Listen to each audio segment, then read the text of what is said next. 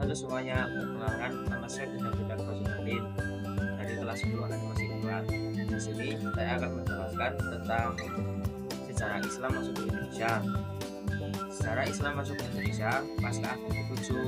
Teori masuknya Islam ke Indonesia saya kutip dari buku Sejarah Indonesia Nusantara karya Rina Majid, bahwa terdapat ahli sejarah menyatakan terdapat sejumlah teori yang menyatakan tentang masuknya Islam ke Indonesia.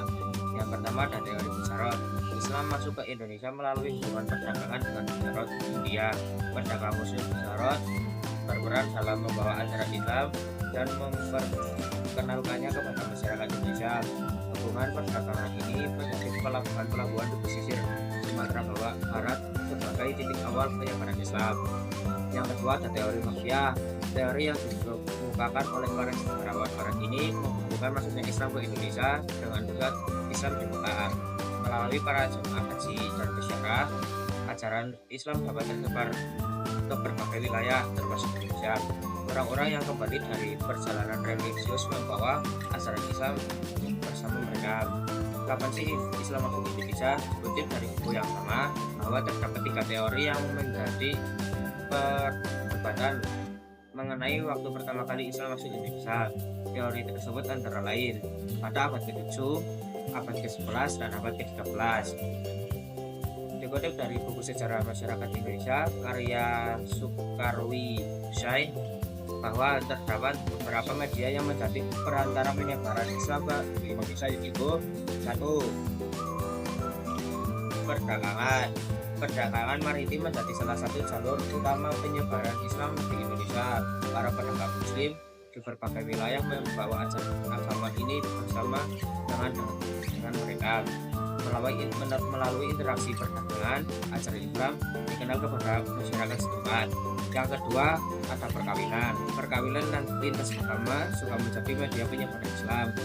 Ketika pasangan dari berbagai latar agama menikah, seringkali salah satu pihak akan masuk agama Islam, memungkinkan penyebaran ajaran Islam melalui keluarga dan generasi berikutnya. Yang kedua, tasawuf. Tasawuf memiliki pengaruh yang kuat dalam penyebaran Islam di Indonesia. Yang ketiga ada tasawuf. Tasawuf memiliki pengaruh kuat dalam penyebaran Islam di Indonesia melalui praktik-praktik keagamaan yang mendalamkan dinasti spiritual. Ajaran tasawuf mempengaruhi dan menyatu dengan budaya lokal, menghasilkan tradisi keagamaan dan spiritual yang khas. Yang keempat ada pendidikan. Model pendidikan pada masa itu adalah pendidikan langgar dan pesantren. Keempat ada pendidikan. Model pendidikan pada masa itu adalah pendidikan langgar dan pesantren.